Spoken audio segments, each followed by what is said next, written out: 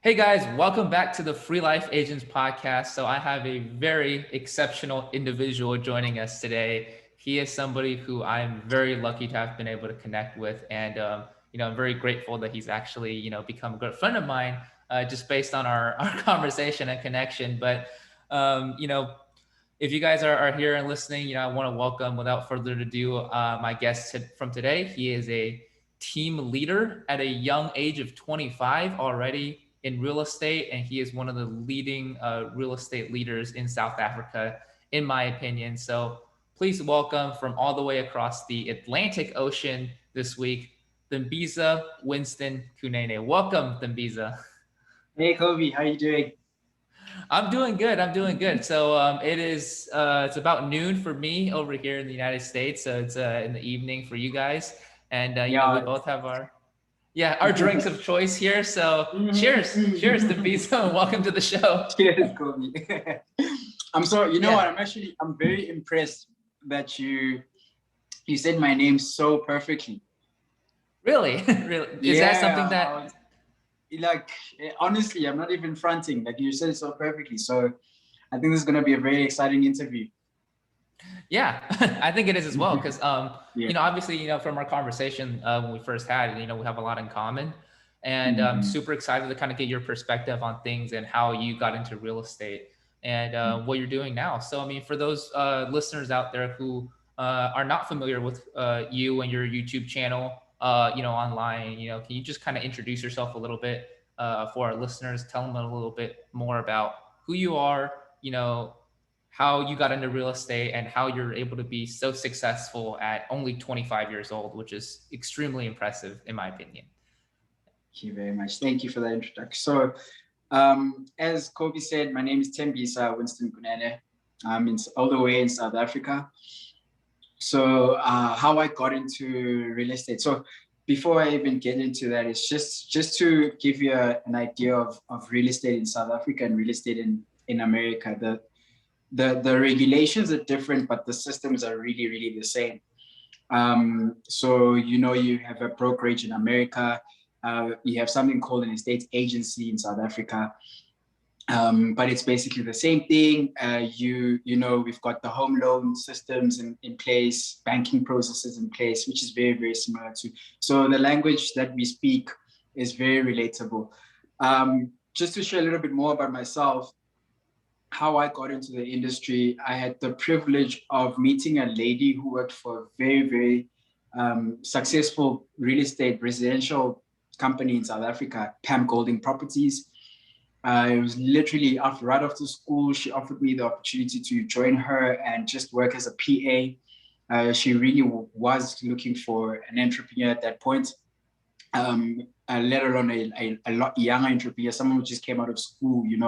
So I was lucky enough and privileged enough to be in circles and networks that allowed me to be associated in that foundation. And I got as much training as possible.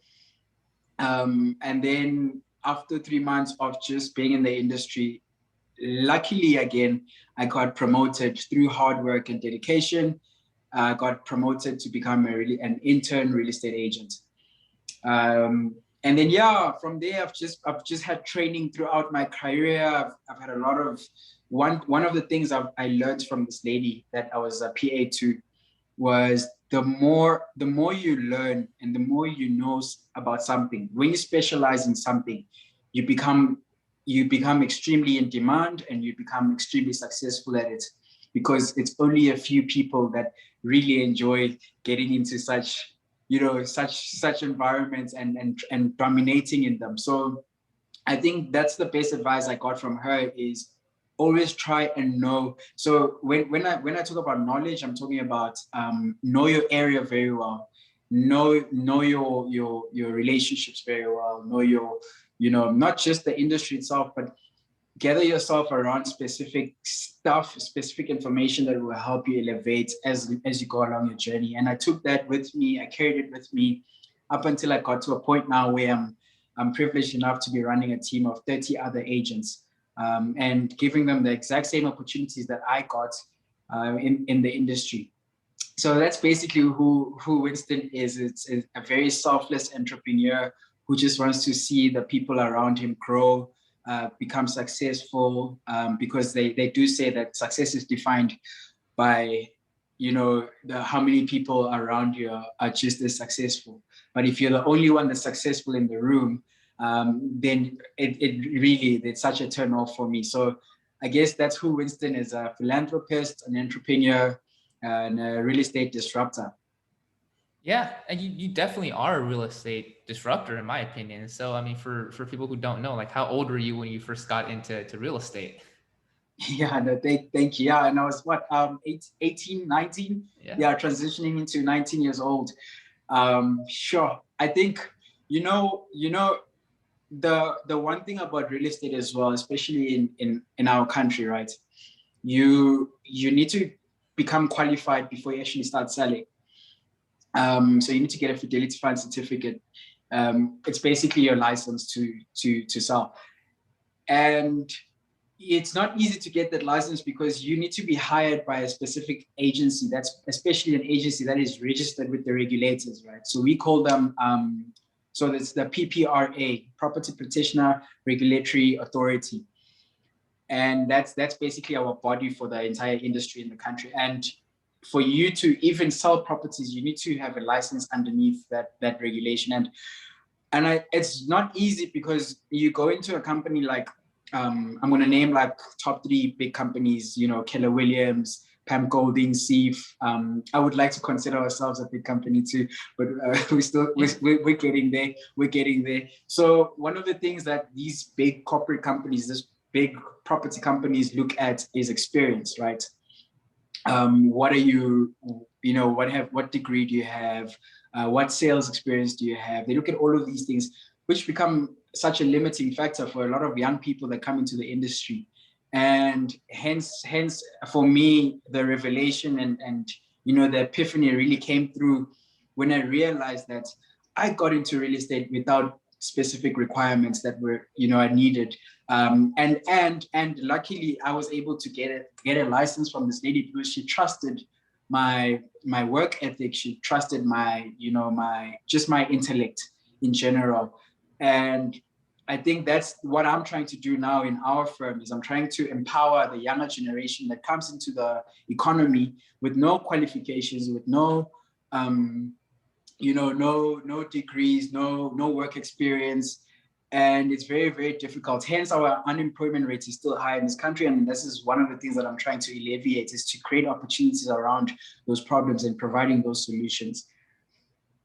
Yeah, and I think you're doing a great job of doing that. I mean, at 25 years old, you're already, running a team of 30 agents. A lot of agents who's been in the industry for, much longer than you have, don't get to Yeah. do that.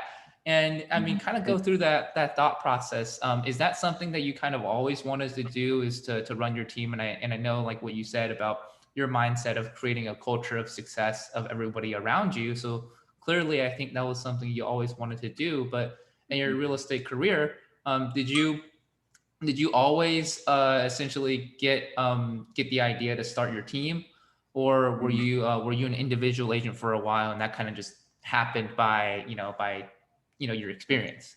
Yes, that's such an interesting question. Trajectory is definitely one thing that changed along the process. When I started, first of all, I wanted the money because you would always watch like these YouTube videos of like Grant Cardone, all these big guys in the real estate industry, especially in America, buying Rolls Royces and big houses and mansions, So that's the initial idea I had about real estate: is you get in and you just become rich. That's it. So my intention was very monetary in that sense, based on me wanting to achieve my own goals, my own personal goals. But fortunate enough, I met certain people along the industry in that changed my perspective completely. Really, really good mentors. And in fact, I received opportunities that I never thought I would receive, because of my character and just being able to just being an approachable person and always conveying integrity and honesty in everything that I do. So that was so aligned in me finding my purpose as well, because, I started developing as a person, just being in the industry, going through problems, experiences, getting intimidated, getting confident, all of that combined has given me, such a massive shift in my career, and in just me finding my purpose in life, in the economy, So I think also, when I realized that, emotionally, intellectually, psychologically, I'm just so inclined, I'm so aligned. And I think for me, that was the best moment of realization that I was in it for a purpose. And, just even that is such a selfless thing, because you can't have all of that to yourself and not share it amongst others. So I think as because I am a philanthropist. I was doing philanthropy even before I joined real estate, where I was passionate about just going into the communities and making a difference. And one of the things that we do in my foundation is every month we as with the members, some of the members and the directors, we get involved by impacting lives on a daily basis. Well, I suppose daily basis, but we have the actual activity once a month. And one of the things that we focus on is how do we make an impact environmentally, socially, and economically. And when I align all of that, with just me being a very selfless person in general, me being a very skillful entrepreneur in general, and in me loving and appreciating the continent in general, aligns with social, impact, aligns with environmental impact, aligns with economic impact. So there was such a perfect alignment for me to be able to dominate in this industry and also be able to offer such opportunities to other individuals and really, really go about, my will on earth as a person, as an individual. Yeah, and I think it's interesting when you say that, because and you can kind of offer some experience and insight into what you're doing, because you mentioned there was like essentially two major contributing factors to you doing what you're doing, right? One of them is the money and the personal success and goals, and I think that is important. I think without that, a lot of times people don't get started, right? And then for the other one, it's the actual impact you're making on the world. So I mean, just in your opinion and your experience, for those who are listening that are getting started in the real estate industry, they're younger, and or maybe they've been in the industry for a while and they see you and they're super inspired by what you're doing. What can you offer in terms of your, we talk about your why, right? Your why and the reason you're doing things. So the two contrasting reasons that you just mentioned here, which one do you think is more important? How do you think they work together? And what is like a good balance and a mix of, your purpose and goals when it comes to actual achieving success? Yeah. So what I've realized, it's reverse psychology, literally. It's such a mind fuck. I'm sorry. Like, no, don't be sorry about that. I mean, because what like I said, initially it was just for my selfish reasons, right? Mm-hmm. When I look at my life now and when I look at my life when I started, I was very, very depressed, sad, angry with the whole world. It was literally the opposite of happiness. And that was because I was always focused on one thing. What benefits me, what I want, what I need, And it was such a selfish personal project for a very long time. And how I found happiness was when I started becoming that selfless person that I am now. And, I've read so many books, I've watched so many podcasts, I've gained inspiration from a lot of other moguls. And they all keep on saying this. They all kept on saying the same thing back then before I realized it, right? Was if you really, really want to be happy as a person, you need to be a selfless person. You need to desire less. You need to seek less, and rather make an impact outside of your boundaries. Because what happens is it's such a very psychological thing, right? Is tomorrow I want a Ferrari. What am I going to do to get this Ferrari? I need to do 1, 2, and 3, right? What happens when you come across challenges? Maybe you're expecting a deal, it falls through. or you're desperate for a deal and then you end up stabbing someone else in the back. So those are the things that really, really play with your characteristics and your spirituality. It plays a lot in with even mentally. You know, when you're sitting by yourself there and you realize, man, I'm not happy as a person, and you become more stressed as you focus on that Ferrari or materialistic things, because you realize that, you know what, I need to do extra to get there. And by the time you want to do 10 times more, you're still not content. You're still not happy because you haven't gotten that Ferrari. But you don't realize when you look back that you've done so great. You've done so well for yourself. You've made such a positive impact in your environment, in your community. And when you start realizing that, when you start making that your goal, when your goal changes, and this is one of the things I realized with my business partner and I, when we set goals in the beginning, we want to have 100 sales, we want to have this X amount of money. You know, it was just a very specific, selfish goal. And that was the worst year of our real estate career, based just mainly on the fact that every time you wake up, you're expecting to do something that will only benefit you, right? Or your own company. The moment we shifted our goal the following year, was more focused on, why don't we reduce the unemployment rate in this country?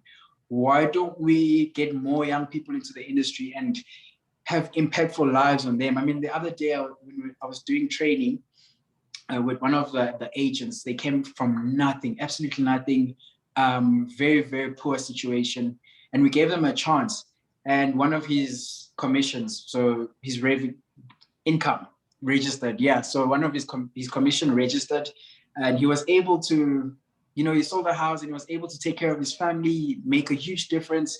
And he just sat there and he started crying and just appreciating what we've done for them.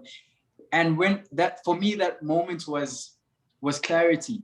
In terms of happiness, I become more content when someone else succeeds, especially when you're the person that's contributed something towards that without necessarily seeking for a Ferrari or seeking for materialistic things, right?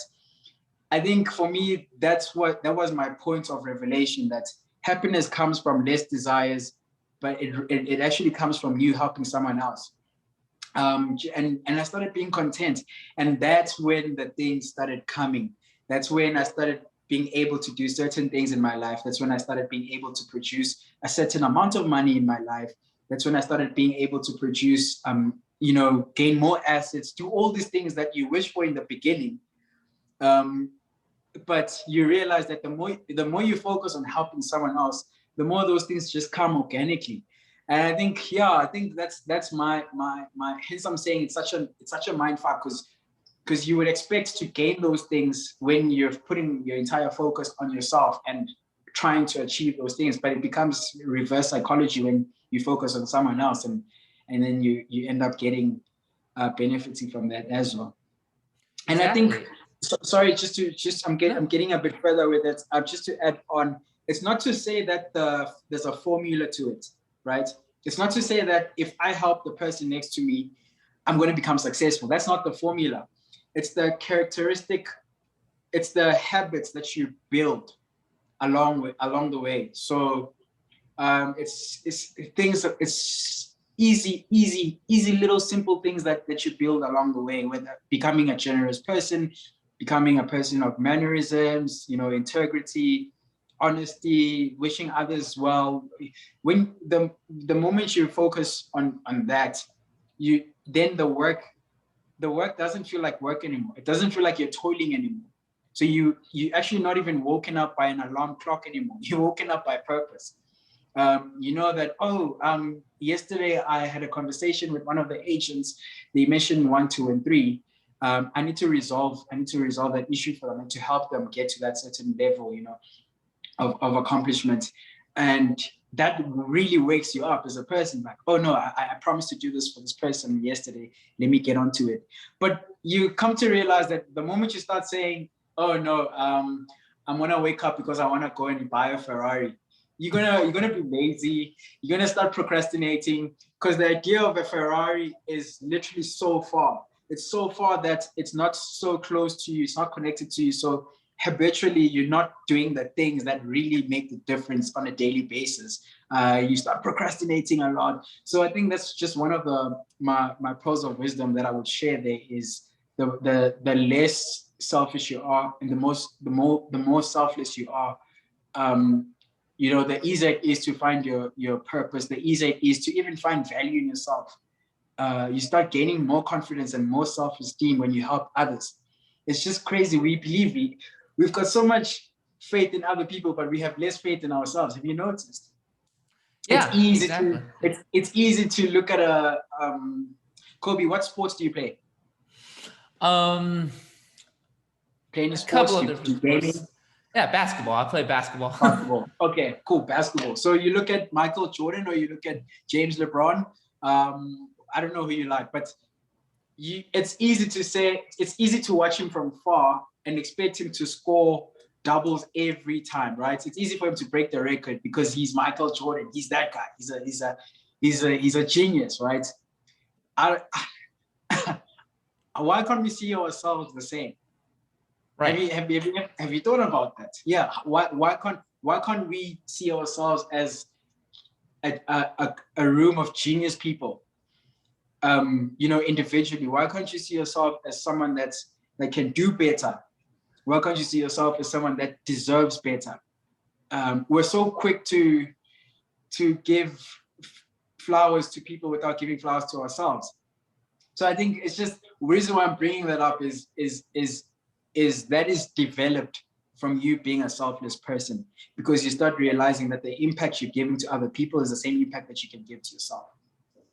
Exactly. And I think that's such a great point that you're making right there. And what people so many people don't realize that, right? And it's, they see what other people are doing and they think they're different than they are, right? Like that was a great example that you had with Michael Jordan, how you're able to have faith in others but have so little faith in yourself. And I think, is that the secret to, because a lot of people don't, they understand the principle, right? They understand the concept, but they don't know how to actually build that faith and build that self-confidence and self-esteem and see themselves as a picture of success. So, I mean, what you're offering, like essentially in terms of, in your experience, is that the way to do it is to serve others and come from a position where you're creating a purpose that's bigger than yourself. Is that what you're saying? Precisely, yes. It's more of when you shift your focus on helping others without expecting anything in return is really where you gain the most. It just happens in many ways that you anticipate. It becomes aligned with your faith as a person.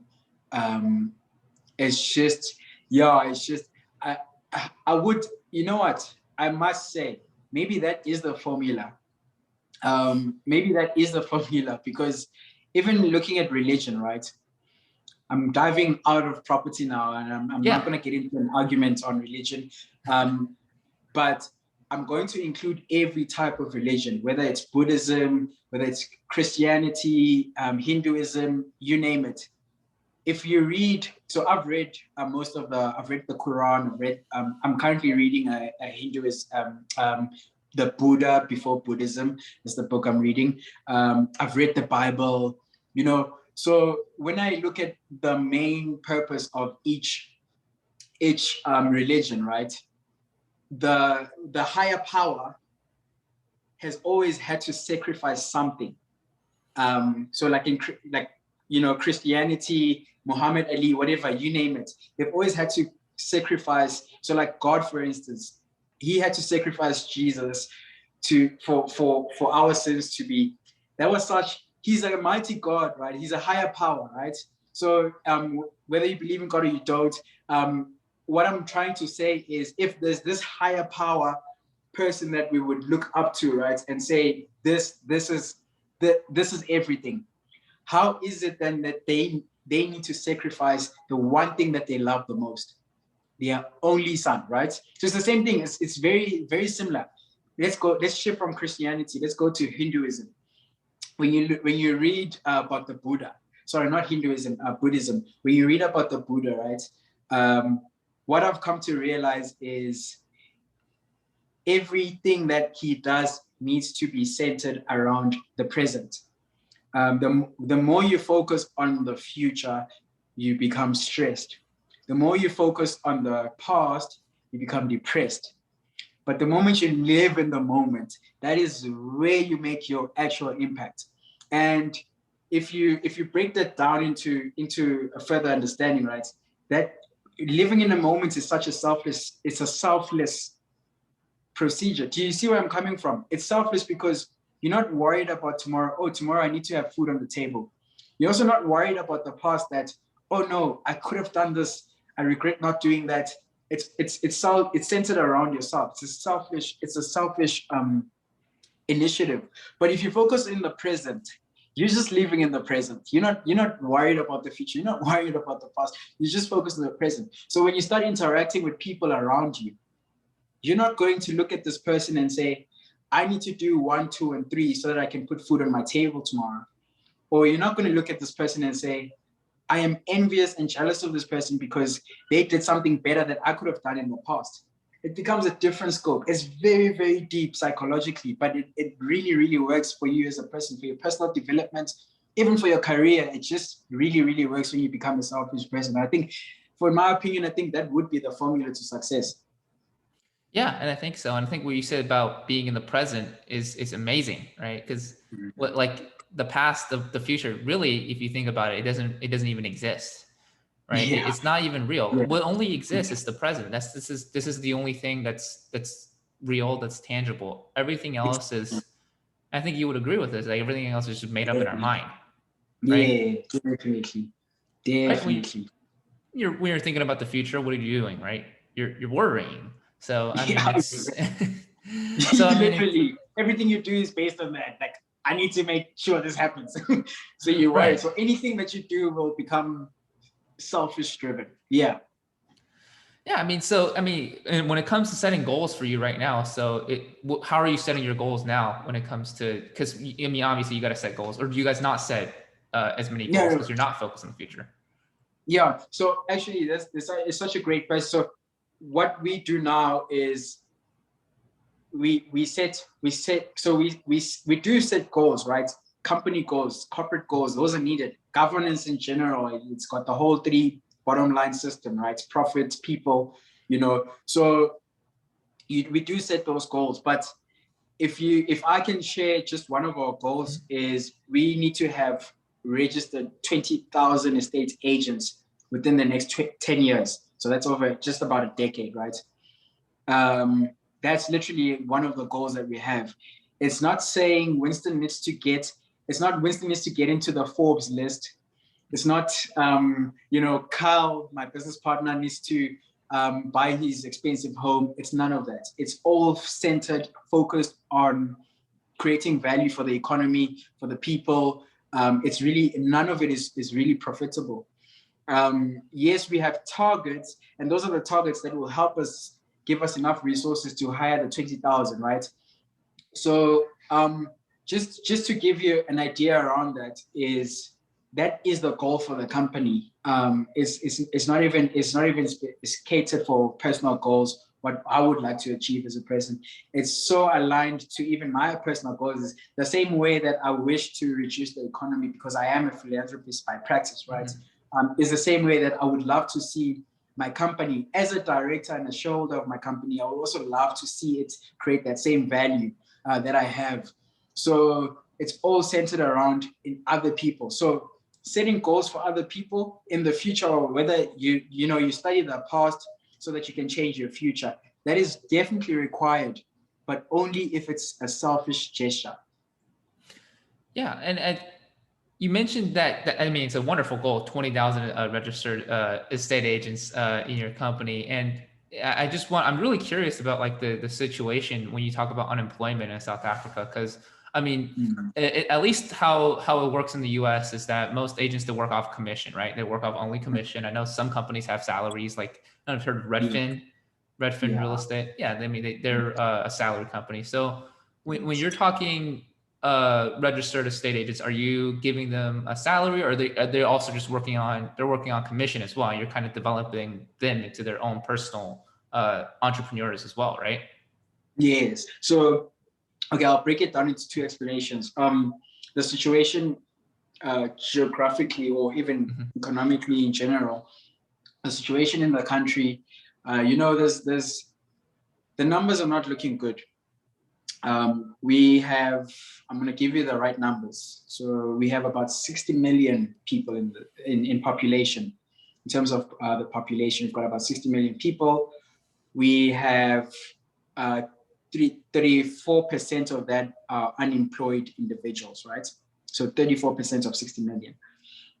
And then we have, in the industry, in real estate, we have, when you're looking at houses, we've got about 30 million registered houses with the title deed. So, I mean, with the deeds office. So the regulator basically that records like titles of properties. We've got 30 million of that. And then you've got an industry that contributes 6 trillion in value, not in revenue, not in GDP, but in value, right? 6 trillion rand. Now, here's what's sad. I've just given you good numbers, right? Well, the unemployment rate is not a good number, but I've just given you around more or less what numbers we're looking at. But we only have approximately 50,000 registered property petitioners. And it's very sad to see that our unemployment rate is so high. And we have so many properties to use in the market. For conducting real estate business, and yet we've got only 50,000 professionals. It's scary. Just thinking about it is disgusting, you know. And I don't think it's because people are not passionate about property. I mean, think about it. The moment you'll never go wrong with property. You need shelter. It's just part of infrastructure. It's part of the economy. You always need shelter. So there's a lot of opportunities for you to actually source out houses to people, to the population. And it's just scary to see that only 50,000 compared to 30 million houses available in terms of value. You only have 50,000 registered professionals. So I'm giving you the situation since you're asking what's the situation around the economy. So not my goal, the company's goal, as to why do we want to bring in 20,000 registered estate agents. Just in one company alone, we've got a rotation system that we have, right? Is we bring in the first batch of young people, we mentor them for the next 3 to 5 years. Then we allow them the opportunity to start their own real estate companies. So we want to be that model that recycles, that's sustainable. They can go out there the same way I got an opportunity from Pam Golding and I managed to go and start my own thing. Is the same way I would like Libertalia to provide opportunities for young individuals, no skills, no qualifications, because yes, we are unemployed. We do need those jobs. We do not need the income. So it would actually make a huge difference economically if we have the first batch of 10 people, and let's say each of the 10 people register 20,000 estate agents in their own firms. So now you're looking at 10 times 20,000. So now you've got 200,000 people with job opportunities in the country. It's a sustainable process, right? It's a sustainable, but I mean, in 20 years, 50, let's say 100 years, I'm gone, I'm dead. But we still have this entity that's still running and it's still circulating the idea of sustainability. It's not even just about leaving a legacy. It's just really being impactful in the economy, right? So to answer your second question, how do we then provide that value? Skills. Our literacy rate is very low in this country. So we're providing skills, we're providing knowledge. We're also reducing the number of unemployed individuals in the country, right? We're working towards that. And it's better than being part of the stats of just living in an informal settlement or on the street with no opportunity, and just you contributing, making the unemployment rate just seem a lot higher. Because also, let's be honest, the fertility, the birth rate is also, it's just as high, because of because of different situations.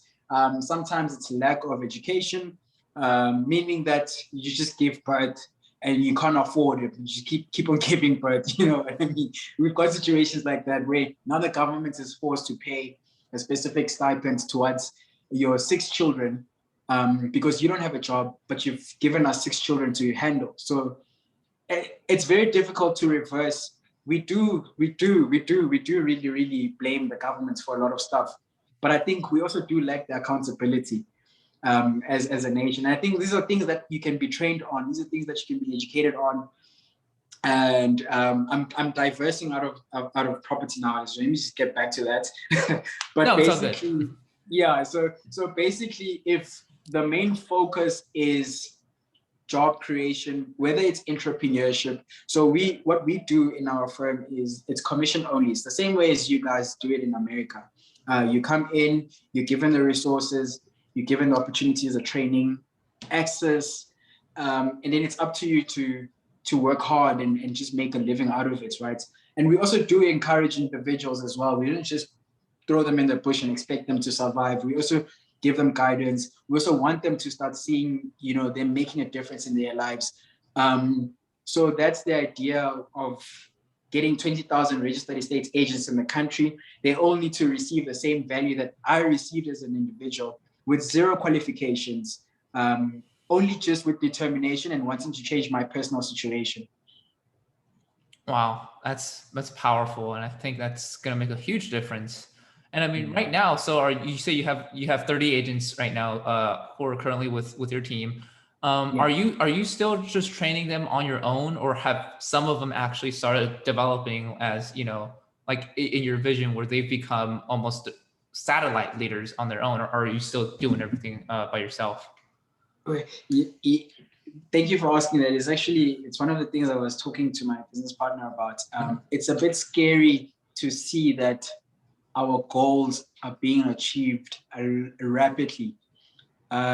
It's scary to see fast growth. It's overwhelming as well. I'll tell you why. Okay. We were together, just him and I, just building the company. We had to get the sales in and whatnot for about 3 years or so. And we've always had the idea though of getting, just making a huge difference in the economy. And it took us literally a year, less than a year, to get 30 registered estate agents. So I'm not just talking about individuals that lack the qualifications, even though that is our main goal, is to focus on individuals that can really benefit from it. But we're getting CVs, we're getting individuals that are already employed in the banking sector, people who've ran banks, people who've ran retail. We're getting individuals from high class backgrounds, both high class and low class. So every individual that approaches us, or every individual that sees us on the social media platforms everywhere, want to be part of this initiative that we've brought across, right? So it becomes a little bit overwhelming because you set low goals because it's something you've never done before, and it's just amazing to see that it's just rapidly growing and growing and growing. And every single day you're dealing with individuals that wants to be part of the movement. And in terms of what I do on a daily basis, yes, I've been mentoring. I dedicate a lot of time mentoring. And I guess it's the conversation we're talking about, in terms of how your goals become more fruitful when you start focusing on other people. Because, I would think about it, any property practitioner, I would rather focus on selling my own properties, getting my own properties, making my own money. Why should I worry about another agent, But because you're a leader and you're not just driven by money and all these things, you're also driven by value. Allows me to wake up every day and provide that specific value. And we're seeing that value come across because now we've got potential number of agents who are currently taking a program. We call it the logbook, right? It's basically like your portfolio of evidence.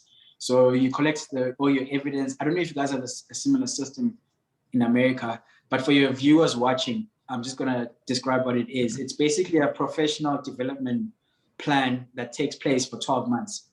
And we've gotten all our agents involved with that. And it's only been 6 months since we started, 3 months, 5 months since we started this. And we already know who we would like. Just seeing, you're able to see leadership skills from that. Just as you provide the program, we're able to identify those skills, the potential, so we already have agents that are ready to actually branch out. I think the only limitation to that is the regulation, right? You can't just go out there and start your own thing. You need to have specific experience. You need to have your fidelity fund certificates. You need to do your NQF4s, which is like specific qualifications required. And then you still need to do like a level 5 of another different qualification to even start your own agency, right? So it takes you about 5 years to start your own agency. Or if you're privileged in terms of relationships, you can also approach a different agency and get them to partner up with you in a way that it allows you to lead as well as be compliant in the industry. So those things take a lot of time. And like I said, it's only been 6 months and we're already seeing the agents that are capable of running their own agencies once they're qualified, but it will only take them 5 years. So just to answer your question, it's positive, it's clearer, we're so prepared, we're so ready, and we are positioning our company to a point where whether I'm there or Carl McKay, my business partner, is there, whether he's not, whether our staff, our team is there or not, this model still needs to run. It needs to do exactly what is required. Yeah. So I mean, are you guys like almost franchising in a way your current model? Is that how it's going to work when it comes to? Yeah, that's what we're going towards now. We're going towards franchising, allowing them to become team leaders within the industry. Mm-hmm. So I'll give you like periods, right? So after 12 months, you've done your logbook, you've submitted it, you've become competent. We will give you an area. You can run the area. You can still use our resources. You can still use our branding, our intellectual property, but you've got control in that area, because by the time you've done your logbook, I mean, listen, when I did my logbook, I was something else. I was a monster. I was ready. You know what I mean? I was ready. I was so developed mentally, like just I see the value it's done for me. So I already have the confidence in just getting other agents to take on the logbook and then become competent as well. And then it also then gives me the confidence in them to go out there and be independent on their own and use our resources. And we will still encourage them to work on building their own brand, and getting 100% commission. That's the long-term plan. Yeah, and when you said a little bit earlier that you guys are growing as quickly as you are, and it's actually overwhelming. So I mean, like, what are some of the challenges, I guess, aside from, is it just that you're some of the people that are growing right now that you guys are developing and helping, they're growing almost too quickly, where they're at a level where they're ready to lead, but they need to wait another 5 years. So I mean, is that like the main challenge, or is there like some other challenges that are you guys kind of running into? No, so it's actually a different challenge. I mean, the models are still perfect. I mean, the guys are still finding their feet. They sometimes come across situations where it requires like really, really special knowledge and experience rather in the industry. So I wouldn't say they're completely ready to go out there and start their own thing. So that's not our main challenge. But I mean, just looking at the progress, they are nearly there. I think what challenges us, which is any business that grows fast enough, will always struggle with cash flow. I'll tell you about that, right? So in our space, right? If you sell, I know, sorry, before I answer the question, do you guys get paid after a week of registrations? So if you sell a property and it registers, how long does it take for you to get your commission, your profit, your revenue? Yeah, so in the United States, that can depend on which company you're working with. Sometimes companies will pay by the week. Sometimes will pay at the closing table. Yeah, Wow. sometimes they'll pay at the I closing need to table. move to America. Really? I need to move to America. Yeah, I mean, like if that surprises you, like what we do actually, we pay at the closing table. So if it's closed, you actually get paid on that day. Like, so it doesn't even Wow. take a week. Yeah. That's so So amazing. Okay, so you see, it would be nice to even, which is one of the goals that I have, is to be part of the board of the regulator, so that I can change a lot of stuff around, you know. But obviously, you can't do that one man. It's just one of the desires. But for us, this side, when you sell a house, the process takes 3 months. So it takes 3 months for you to actually get your money, legitimately. Really? Irregardless of the company you join, you'll only get your money in 3 months' time. Because it goes through the board, right? Yeah, it goes through the board. So it goes through. There's our banking process is very slow. You know, credit facilities are slow. Our conveyancers work hand in hand with our government, so the regulator, which then also the regulator is quite slow. So it's just a lot of stuff that hinder us from getting our money very early. So it takes about 3 months. So some of the challenges that we face is you get an agent who's had no income before they even joined us.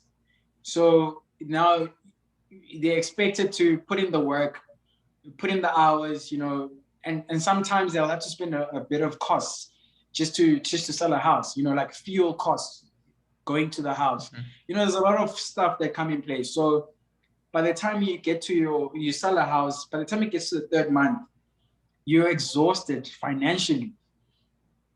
You've got bills to pay, you've got food to put in your stomach. Like it's not as easy, as simple as it is as getting paid within a week, right?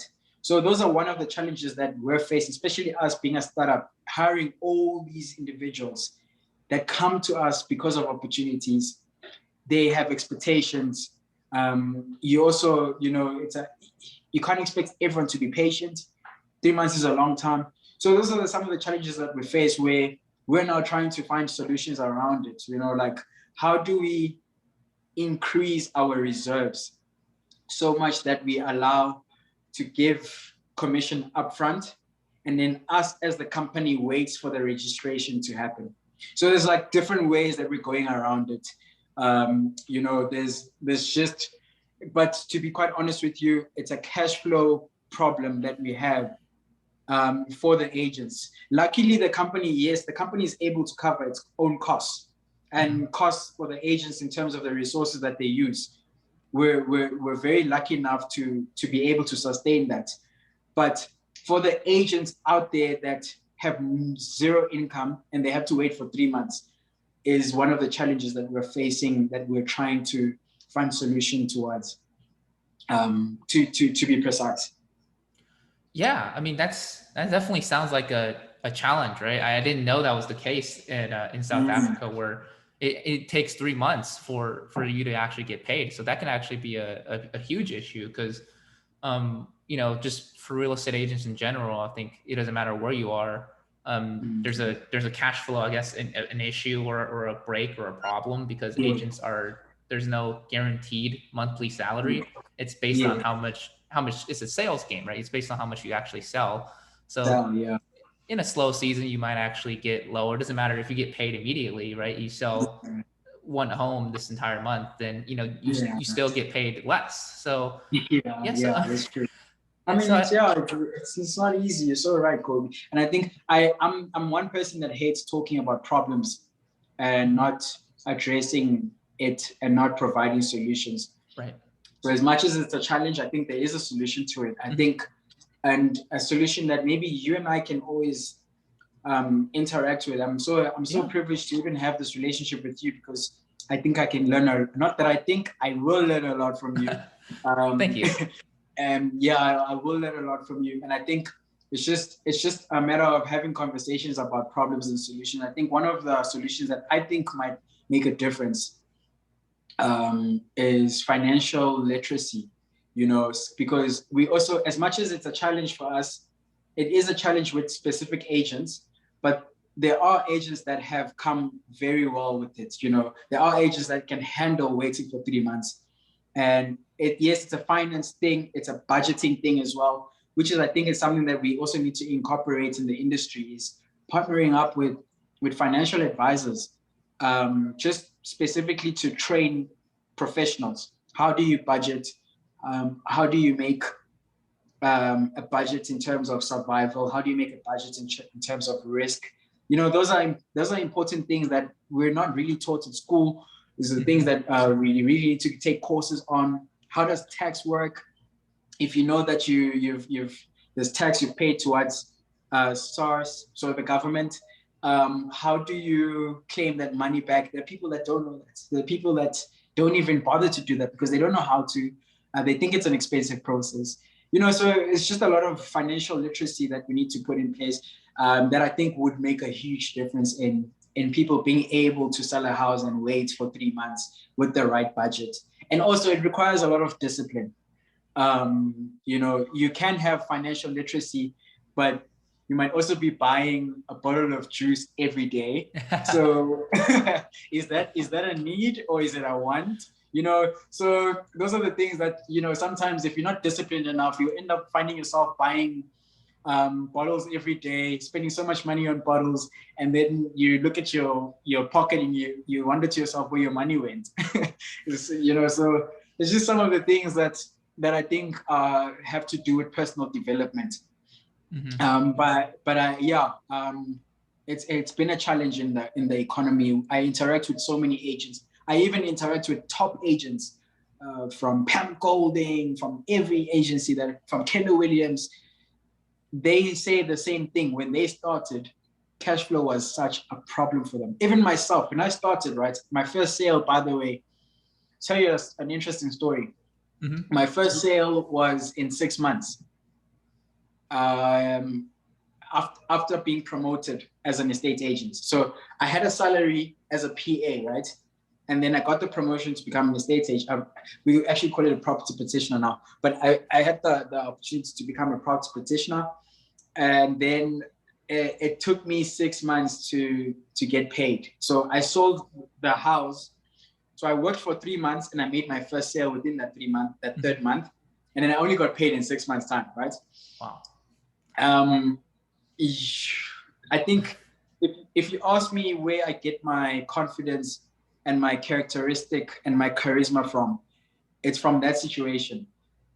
I've learned so much from the bottom. And when I say bottom, I mean dry. I mean, there's no income coming. I mean, I have to borrow money from every person that I meet. I have to borrow money from friends, family. I have to survive within the next 3 months, to live by. I need to get money for bread.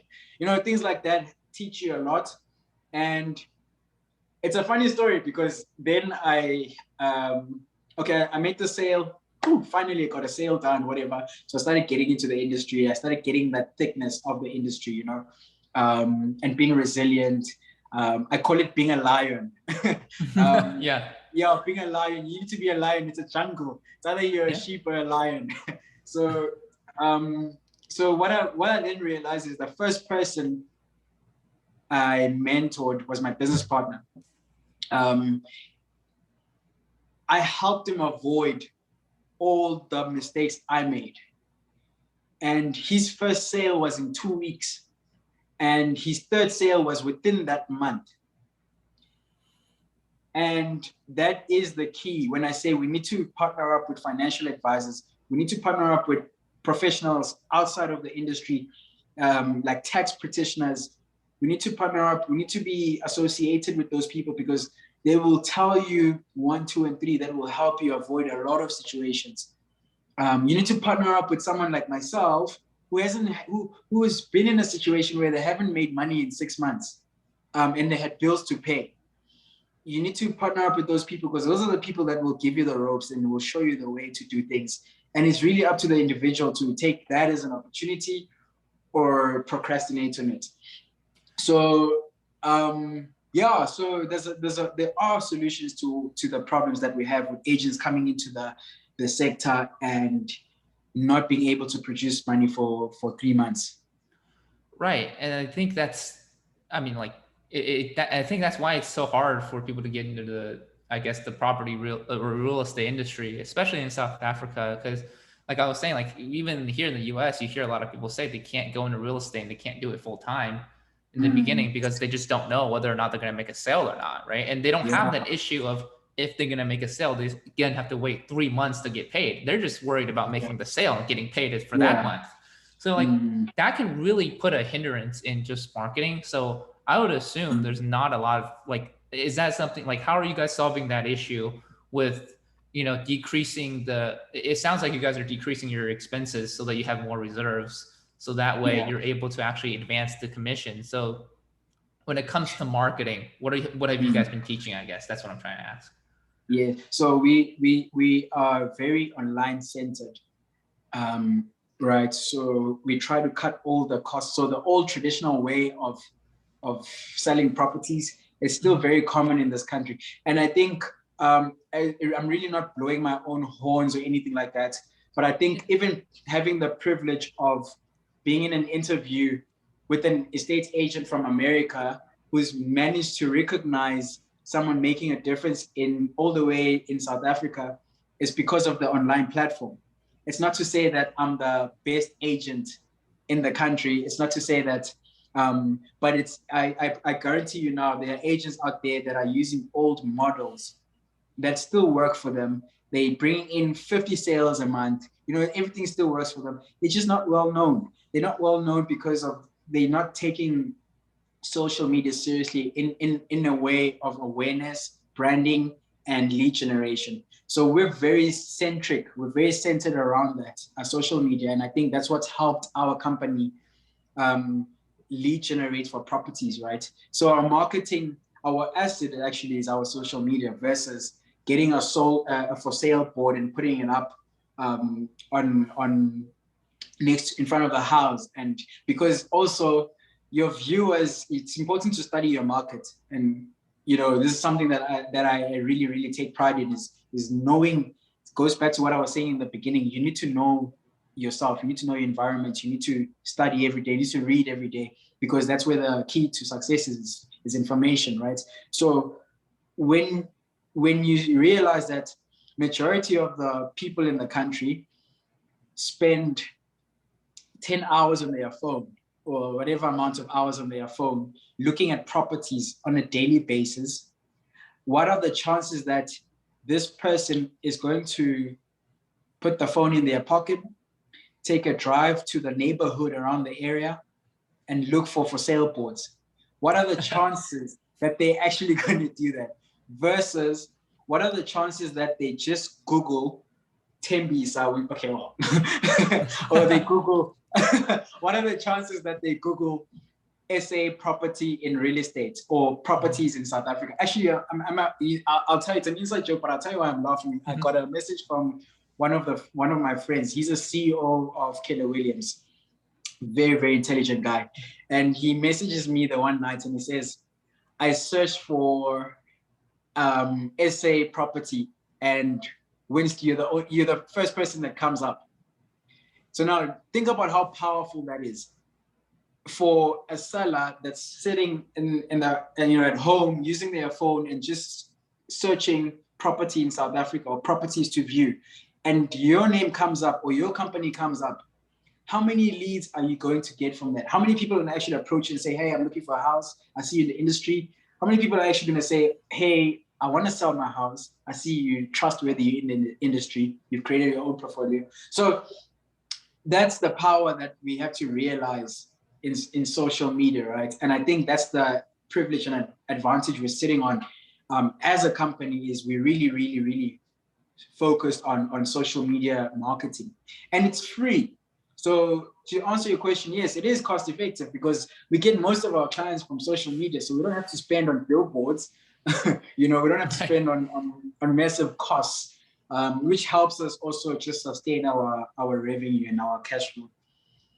Yeah, that's awesome. So you guys have been, I guess you guys have, I've seen you guys on YouTube. That's how how I came across you. So on top of YouTube, have you guys been, so you guys are focused on essentially like search engine optimization strategies, right? Like SEO, how people can actually find you online just by like search intent, right? Is that what you guys been doing? Yeah, exactly that. And I'm glad you mentioned it, that you also found me. The way you found me is exactly because of it's good. It's such a blessing, and I'm humbled because these are things that we constantly think about. We're very solution driven, and if we get feedback like that from you, it really shows that it's really working. Our models are really working. The work that we're putting in is really being acknowledged and appreciated. So I really appreciate that as well. Yeah, no problem. I think you guys are doing a great job of being online, and it's very searchable. And I don't think a lot of people in a lot of agents in South Africa are doing that, right? I mean, is that kind of like why you guys are able to outperform the competition, right? Because you guys are the best. Yeah, literally, because it's only a few, right? It's only a few that take part. Yeah, so I think it's awesome. I mean, and is that, I guess, kind of moving on to the next thing is like, is that how you guys are reaching potential agents that you guys are wanting to help as well? Is that how you're reaching potential people that you want to help employ? Or are they finding you, or are you like looking for them? It's actually them finding us most of the time. We've got a program that we actually launched where we would offer this program to on our socials. And as people reach out, they want to join this program. So it's very lead generation based. And that's how we're able to recruit. And the reason why we're also confident with the 20, by the way, the goal for getting 20,000 registered estate agents came from the portfolio of evidence of being able to bring in the first 12 agents without, we're not a recruitment company, but it wasn't also just as difficult to get. And I'm talking about qualified people that have experience, people that have skill, that have bills to pay, and the fact that they were willing to work with us, for us was more of a very motivational factor into, let's actually do something about this. Let's create a program that allows people to join it, and they join us and we give them that value. Wow. So that program, it's more, is it like how to become an estate agent program in South Africa? Yes. So it's there's two broken down. There's one that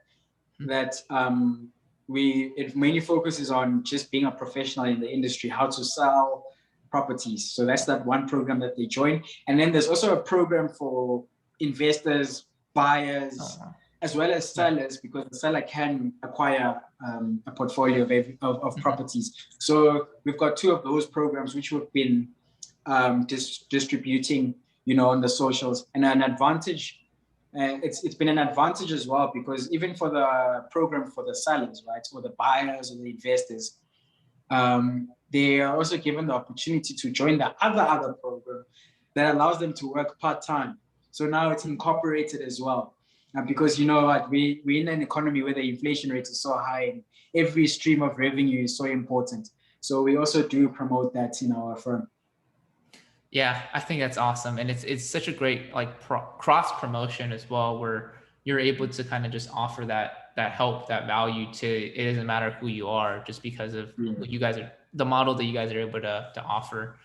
And I mean, wow, I mean, just, you're currently running, I think, three different organizations, right? Your real estate group, Libertalia, and then a consulting company, and as well as your initiatives, right? Your philanthropy company. So I mean, for those people out there who need a reminder that are listening to this or watching this, right? Thembisa is 25, so and he's running 3 successful companies and getting global reach. So for those who are listening, can you just give an idea of how you're able to manage running 3 successful companies and at such a young age? I must be honest. It was nice hearing from what you were saying. But when I think about it, it sounds a bit hectic. It sounds a bit hectic. But I must advise someone that wants to get into that space. Entrepreneurship is not fun. It requires a lot of sacrifice, and it requires a lot of mental health. You need to be very mentally strong. Resilience. It requires learning.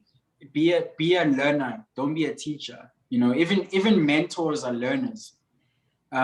So it really, for me, essentially everything that I've managed to do up until this point in my life, in my career, is based on the fact that I've managed to acquire those characteristics, right? So those traits. And to be quite honest with you, Kobe, it's not, it's like I said, it's nice hearing it from someone else, but when you think about it, it requires a lot of sacrifice. So when I say sacrifice, you need to put in the hours. You need to be disciplined. Discipline is not a nice thing. You need to pretend that you love something when you don't, but you convince yourself eventually that you do, and then you stick with it. So that's discipline, right? So you need to gain one of those things, and I think that's one thing I gained in the process of just being in the industry. And hence I'm saying I'm so glad that when I joined the industry, it took me 6 months to sell. That's 6 months of a dry pocket, bad experiences, you know, in the point of being depressed, in the point of giving up, but I just kept on going. And that's how you build discipline. You build discipline from a very low, dark area. And in fact, no, let's not even go there. You build discipline from being uncomfortable with being comfortable. The moment you become comfortable, success is dangerous, because you'll succeed at something and then you become complacent. But the moment you realize that, oh snap, I just bumped into something, discipline comes around in the corner. So you want to program your mind to be constantly thinking about, oh no, there's a problem coming. Oh no, there's a problem coming, right? So how do you then prevent that problem? You can't prevent the problem when you're comfortable, because the problem will come around the corner and it will just catch you by the eye, and you'll be shocked for your life. And that's how we lose our blessings and momentum. And I think discipline is such a huge role. Train yourself to be disciplined. I actually posted something on my social media today. I said it takes the same amount of effort, faith, and discipline to make 5,000 rand, okay, $5,000, either making $50 million. So what I was saying by that is, you will get someone that is more disciplined than you. You will get someone that works harder than you, but they will just struggle with the results. And I think that goes back to answering your question, how am I managing all of that? Is I humble myself in every situation. I'm a learner. I'm constantly wanting to know, how do I spend most of my hours reading about something that will help me prevent a specific problem or help me sustain a specific victory. That's most of, yeah. So I spend most of my time doing that, and it's really helped me for my age. The age that I am at now is based on the fact that I'm constantly learning and I'm constantly wanting to improve. But I do urge the audience. I do encourage people to stay disciplined and to read more, to educate themselves, self-educate yourself more, and you'll find yourself knowing. Because the more you know, the easier it is to prevent a lot of problems. Yeah. Yeah. So, and also lastly, be selfless. I think the reason why I'm running 3 organizations, if you think about it, they all have the same impact. It's based on being selfless. So one of the organization is unemployment. We want to reduce that. And then one of the other organization, the consulting one, is how do we help other entrepreneurs succeed?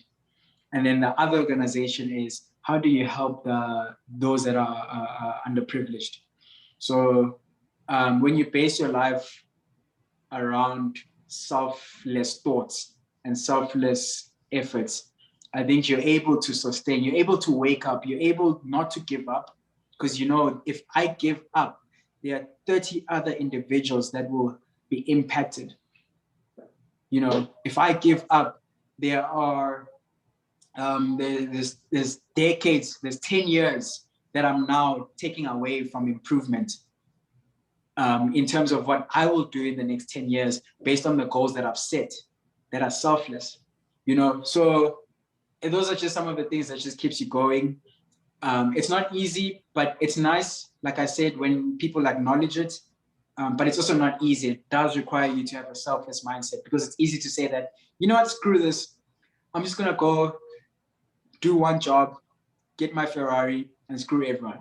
You know what I mean? Right. Yeah. So, yeah, and most of the time, the people that think like that are usually the people that aren't able to sustain.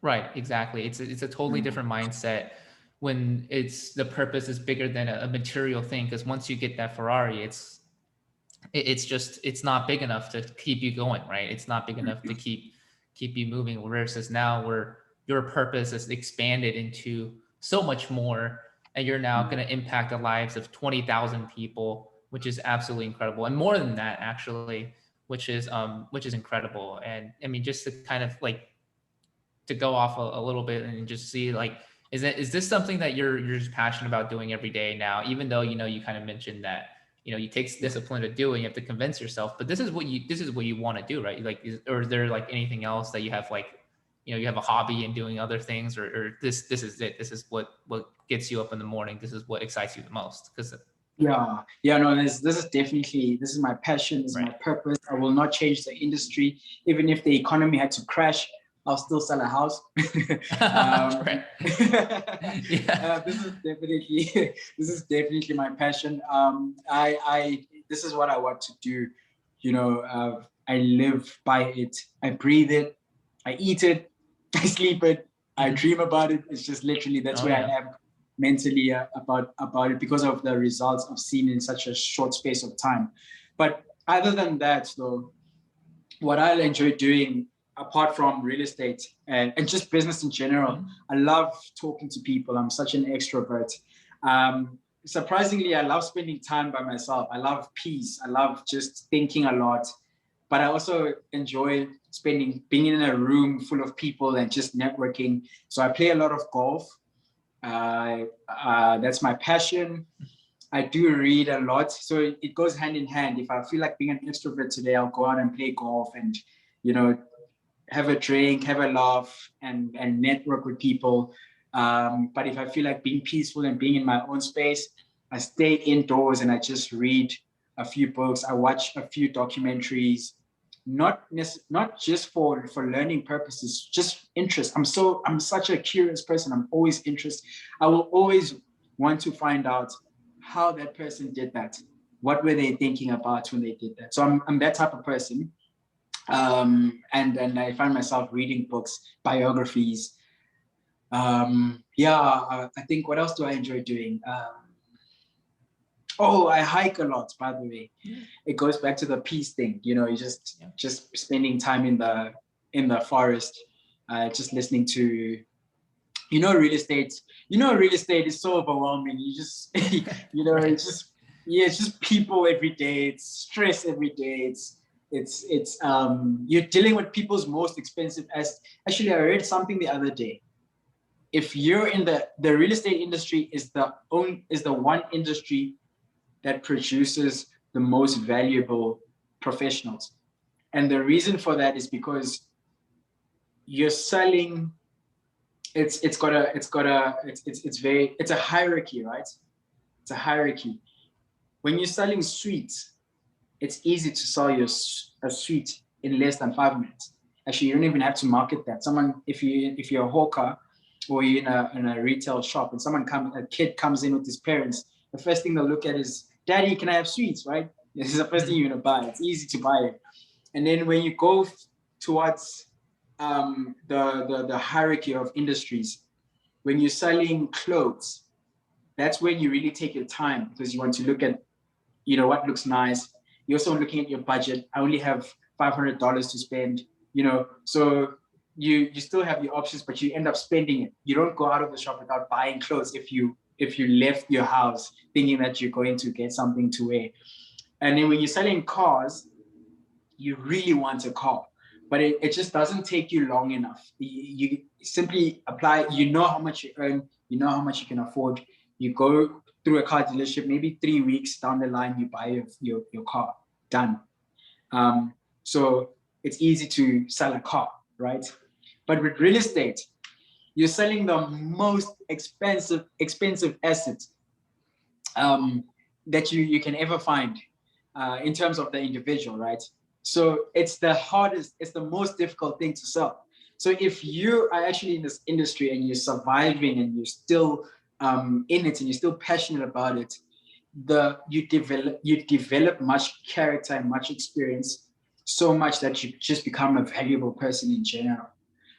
So I read something about that, and I think the reason why I'm mentioning this is, I know we're talking about being stressed all the time, and it goes back to why you're always stressed, because you're dealing with people's most expensive properties. It's not easy. So it helps to get involved in such activities like hiking, just finding peace and clarity all the time when you're overwhelmed with stress and whatnot. So yeah, golf, hiking is what I do. Have you ever, I know you're super busy, but have you ever thought about like starting your own podcast as well? I have. Yeah, I have. I think I'll rather do that when I have enough time. Not that people that do, I guess everything does boil down to time. Like when I have enough time focused on just that, then I will do it. But if most of my time is focused on my agents, right, I think it just becomes a little bit difficult and inconsistent, because even if you go to my YouTube channel, there's a few videos where I've done podcasts, but it's inconsistent. If I'm trying to get 1 million followers, it's going to take a while, because it's like one Monday I feel like doing it because I feel like I have free time. And then the following week, the entire week, I've been busy with agents, properties, OTPs, compliance, and then I don't do it and I start procrastinating. So that's my thing about it. I feel like I'd be inconsistent with it. But listen, if you think I should do it, I'll consider it. No, I think you should. I mean, you love talking to people, so I think it's great for your personality. And I think from what I know, what we were talking about last time, what you wanted to do next immediately is kind of move into that influence space, right? Moving into the influence space, being an influencer and being a motivational speaker, almost a motivational influencer. I think that's where, you having a podcast will come in very helpful. Either if it's just you talking on your own, sharing your advice, because right now you're obviously you're doing a podcast with me, so you're able to share a lot of this insight that a lot of people might not know. But if you just sit down and just talk about what you just talked about for 20 minutes, I think it will help a lot of people, because you're really stepping into it, whether you know it, you're doing it on with intention or not. I think you are coming into that role of being a motivational influencer, and you're offering advice where it's out of just the real estate and property space, where it's very overarching, very helpful for a big group of people as well. So yeah, I mean, I think it'll be really helpful if you did that. I mean, but obviously like it boils down to time. So I mean, right now, so it sounds like you're the one reviewing all of the contracts and all of the legals for all of your agents as well. Yeah, so yeah. so that must be Yeah, it gets hectic. But thank you for that suggestion. Actually, thank you so much. I'm glad you suggested that. I think you know what I'll do. The first podcast or whatever I launch, I think you've learned a lot about Africa and myself now. I think I'm gonna interview you. You're gonna need to teach us a lot of stuff about America. No, I'd be honored to be a guest. Yeah, I'd be honored and help any way I want. But no, seriously, I think you should consider it.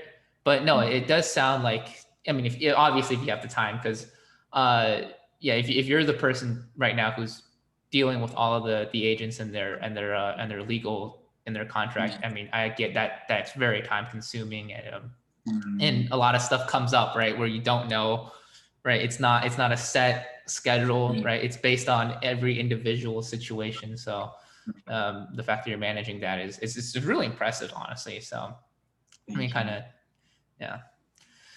But yeah, no problem. Oh, Then be that's no, that's so lovely. It was such a lovely interview. Thank you so much for the opportunity. Honestly, I must be honest with you. It's such an honor. It's humbling.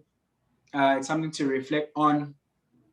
And yeah, I'm super, super, super, super, super, super grateful that you put me on your podcast as well. Just to, it also does create global opportunities. Someone out there in America might be listening, and whether it's them coming to Africa, wanting to do something real estate related, or it's me visiting America and just creating a brand out there that I'm able to create some sort of value and learn from the value as well. From that side, it's phenomenal. These are opportunities that I would not take for granted at all. I really, really appreciate you for putting me on your podcast specifically. I really, really appreciate it. Yeah, no problem. And let me know if you're ever wanting to come to America. If you're ever in America, I'd love to be a host to you and show you around, see how. That'd be great. Yeah, I'm show you some taking of the that things. opportunity. I'm taking that offer. Yeah, let's do it. Yeah, let's do it. Love to meet you Yeah. in person. But yeah, so just to cap off, man. So for people who are wanting to reach out to you, for those who want to learn more about what you do, and we'll put the information in the show notes below. But just for those listening who want an audio version of it, I guess, where can people reach you? What is the best ways to reach you, either on social media, your YouTube channel, website? How many people reach you? So for my business profiles, just search Libertalia Real Estate on all the platforms except for Pinterest. So we've basically registered. Yeah, we've registered everywhere: TikTok, Instagram, Facebook, LinkedIn, you name it. We're there. If you just search Libertalia Real Estate, if like Kobe said, now it'll just be presented on the screens. But for my personal profiles, you can reach me on Instagram. So my name is a lot of people think it's billionaire, but there's one L missing. It's billionaire. It's a bit complicated. It's BIL, and then so it's BI lion and then near. So yeah, right. You can just search that on my social media platform on Instagram and Twitter. On Facebook and LinkedIn, though, it's my full name, Tembisa Winston Kunene. And then, yeah, you guys can just catch up. You can just see me on the socials. You get to see the value we provide. Kobe has just suggested a podcast now. Maybe I'll consider that as well. And you can actually check out our YouTube and check out the real estate. Yeah. We have this site in South Africa, some beautiful properties we've listed on there. You can check that out. Some interviews we've had, local interviews we've had. Inspirational talks as well we've had there, so you can check that out. But thank you so much, guys, for listening, and for if you really listened up until this point, I really appreciate you. God bless. Yeah, no, thank you. I might as well just log off right now because you helped me close the podcast. See, that's why I said you should do your own podcast, man. But I should do my own thing. Yeah, right, exactly. But yeah, it was so great. No problem, man. It was so great for you to come on the show, with your busy schedule, Tembisa. And thank you really for sharing. I think everybody would have listened to this point because, I mean, this is very valuable information. So for those of you who want to reach out, the show notes are below in the description section of the podcast, and if you're watching on YouTube, in the video as well. But thanks again, guys, for listening and tuning in, and I will see you guys next week. Take care. All right. Thanks, man. This is awesome. So thank you, guys.